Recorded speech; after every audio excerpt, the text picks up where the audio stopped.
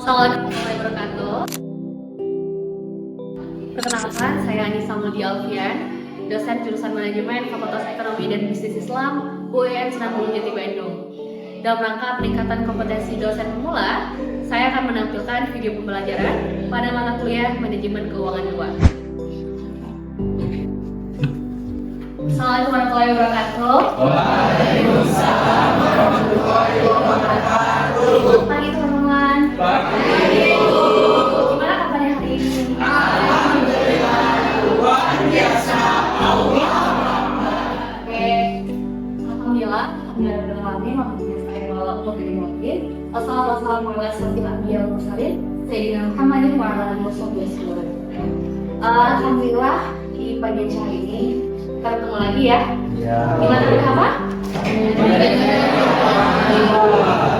Masih semangat untuk hari ini?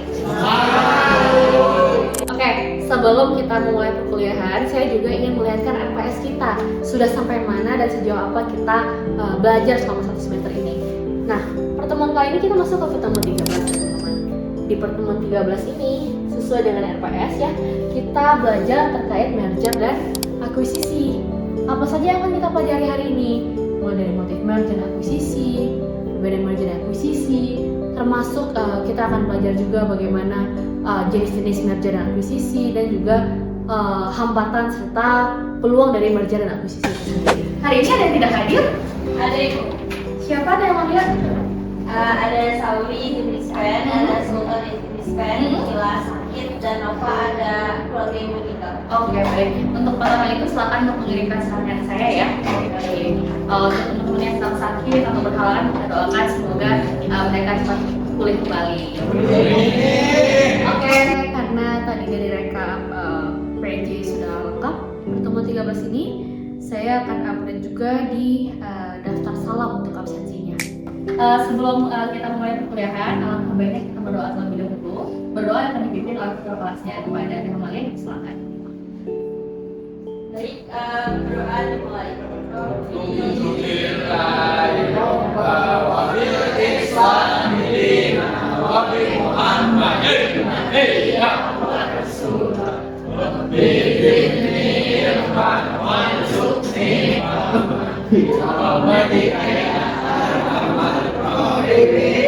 Oke teman-teman, sebelum kita masuk kelas juga saya ingin menguji pemahaman teman-teman sejauh apa sih teman-teman sudah mengenal merger dan akuisisi melalui platform Mentimeter.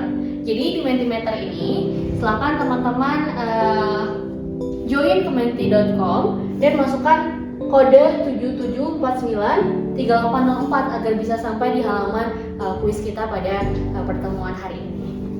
Oke, saya lihat sudah ada yang mengisi ya di Mentimeter, ada yang mengisi penggabungan dua entitas, lalu juga ada yang mengisi penggabungan perusahaan. Yang pada hakikatnya, pada prinsipnya kedua hal ini sama ya, sama-sama menggabungkan antara dua atau beberapa perusahaan menjadi satu gitu. Sebelum kita lanjut di perkuliahan kita pada hari ini, saya pengen review dulu nih pemahaman teman-teman terkait materi minggu lalu. Minggu lalu kita bahas apa ya? Ada yang ingat? Satu orang? Silakan. Kalau nggak salah tuh penataan ulang kondisi keuangan perusahaan biar perusahaan itu dapat memperbaiki kinerja keuangannya biar bisa mempertahankan kelangsungan si usaha tersebut, Ibu. Yes, betul sekali. Kemudian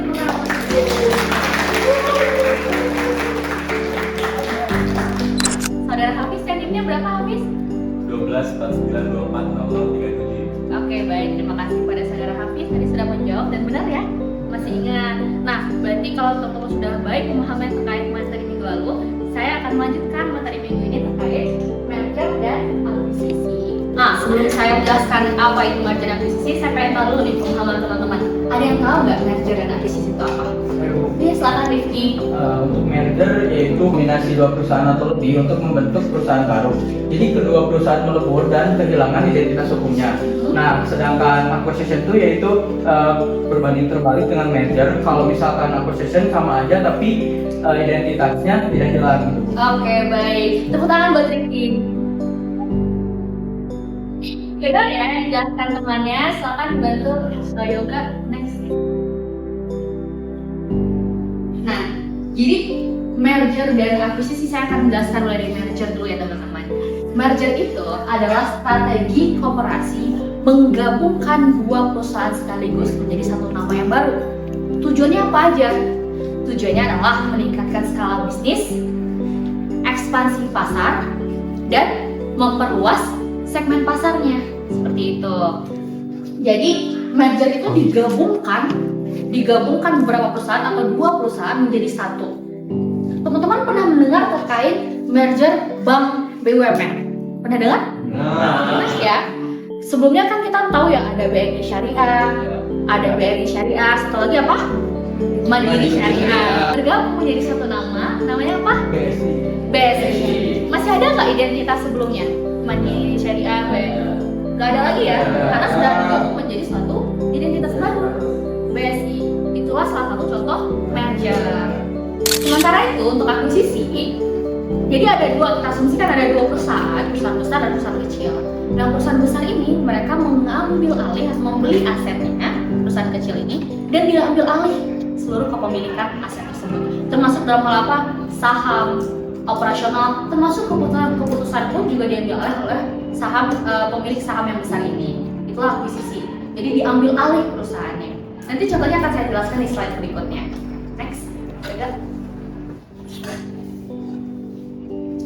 Nah, sekarang kita masuk ke jenis-jenis dari strategi merger dan akuisisi. Saya jelaskan ada 4 jenis strateginya. Yang pertama horizontal, yang kedua vertikal, yang ketiga konglomerat, dan yang terakhir adalah ekstensi pasar atau produk. Saya akan mulai menjelaskan dari yang pertama, yaitu horizontal. Dari namanya aja nih, teman-teman kebayang nggak bagaimana contoh strategi dari MA di bagian ini, di bagian horizontal? Setara, oke? Ada yang tahu lagi? Dari namanya aja nih, kebayang nggak maksudnya seperti apa? Horizontal. Jadi penggabungan dua industri yang memiliki kedudukan atau skala yang sama. Ada yang kebayang nggak contohnya apa? Teman-teman, ya silakan ada yang oke. Teman-teman ada yang tahu nggak perusahaan Gotoh? Tahu ya? Sekarang sudah IPO dan sudah bisa dibeli sahamnya di Bursa Efek Indonesia. Nah, Gotoh itu adalah gabungan dari Gojek dan Tokopedia, seperti itu. Digabungkan kedua skala bisnis yang sama ini menjadi satu nama yang baru. Itu adalah Gotoh.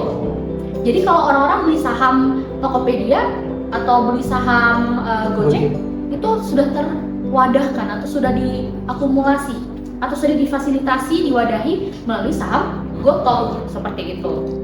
Jadi skala bisnisnya itu sama, tapi digabungkan secara horizontal.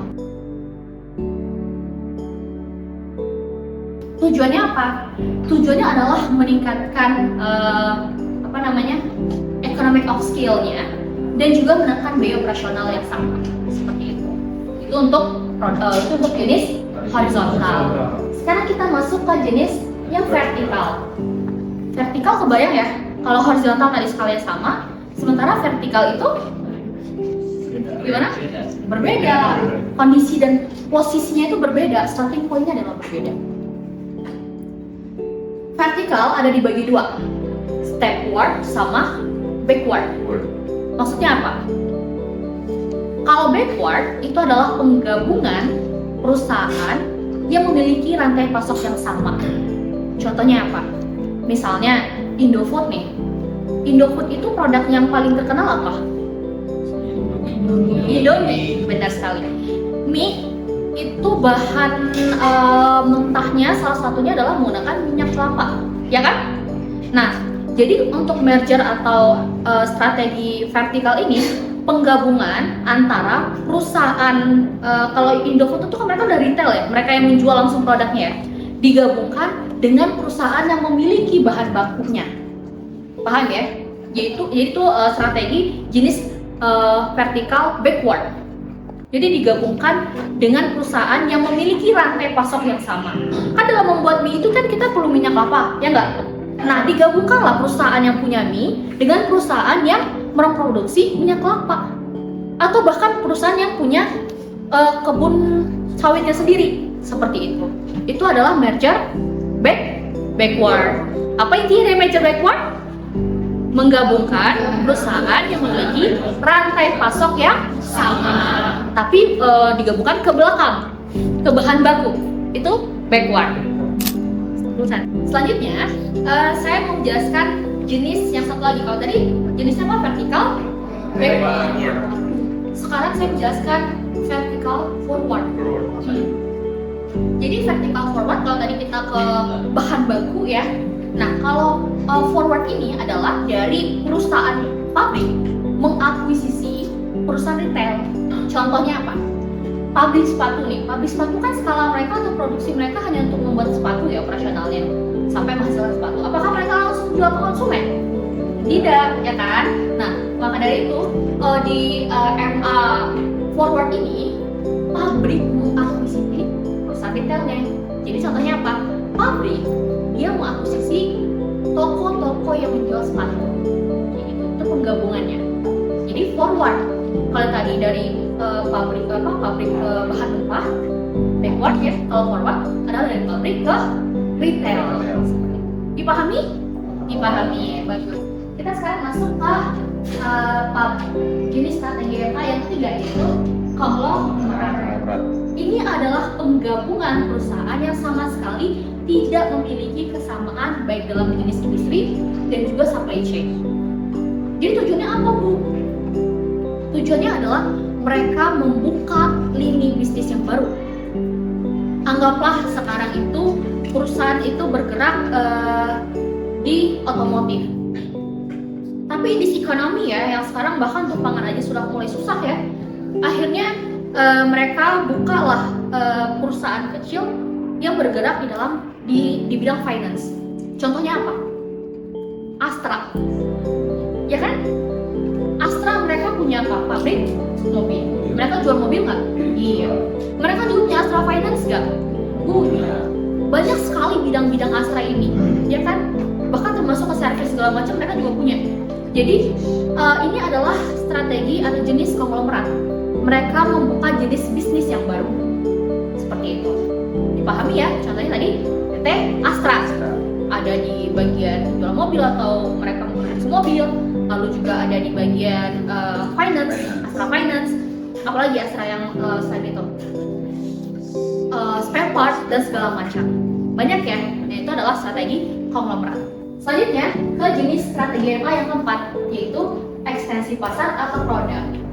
Ini penggabungan untuk mengakses wilayah geografis baru atau melengkapi portofolio produk yang sudah ada.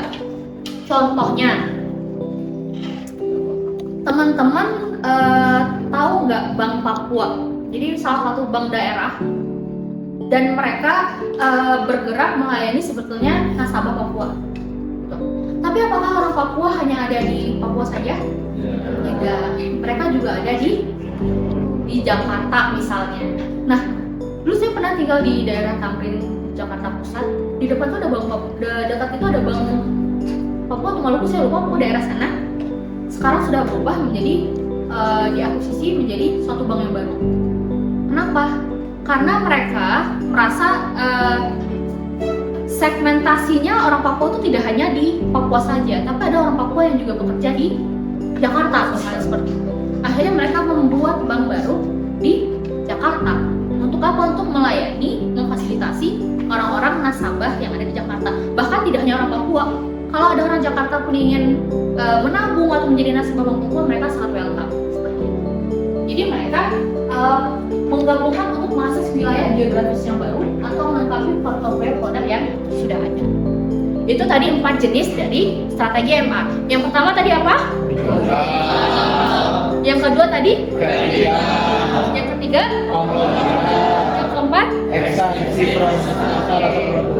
Dipahami? Dipahami. Teman-teman, saya rasa cukup untuk pertemuan kita pada hari ini. Sebelum kita akhiri, saya minta satu orang untuk melakukan refleksi atau menyimpulkan materi yang saya jelaskan pada hari ini. Silakan satu orang. Boleh, Bu. Silakan, Saudari Adila, berdiri di depan. Jadi aku mau refleksi tadi yang udah kita pelajarin tentang merger dan akuisisi. Jadi yang saya pelajarin kalau merger sama itu cara perusahaan supaya cepat besar gitu. Terus manfaatnya ada sinergi bisnis, efisiensi biaya, sama akses sumber daya cepat. Terus resikonya benturan biaya, masalah hukum regulasi, sama overvaluation. Yang paling ngena juga ternyata kalau merger dan akuisisi itu gagal bukan karena duitnya, tapi karena kerjasama timnya yang harus nyatu, harus satu. Terus pelajaran buat saya kalau misalkan kerja gitu, kita harus fleksibel sama mau adaptasi, karena orang yang bisa nyambungin dua budaya itu orang yang bisa adaptasi di merger dan akuisisi. Terus merger dan akuisisi itu ngajarin juga kalau mau menang besar itu harus bisa gabung dan juga kerjasama, karena gaji sendiri itu nggak bakalan cukup. Oke, baik, kita beri tepuk tangan yang pertama.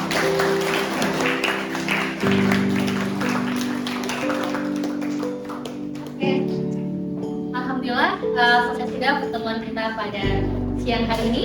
Saya ucapkan terima kasih banyak kepada teman-teman yang sudah hadir pada kesempatan materi merger dan akuisisi. Kita akan bertemu lagi minggu depan ya dengan materi strategi bisnis. Selain itu, sebelum kita tutup, saya ingin bersama-sama kita mengucapkan alhamdulillah.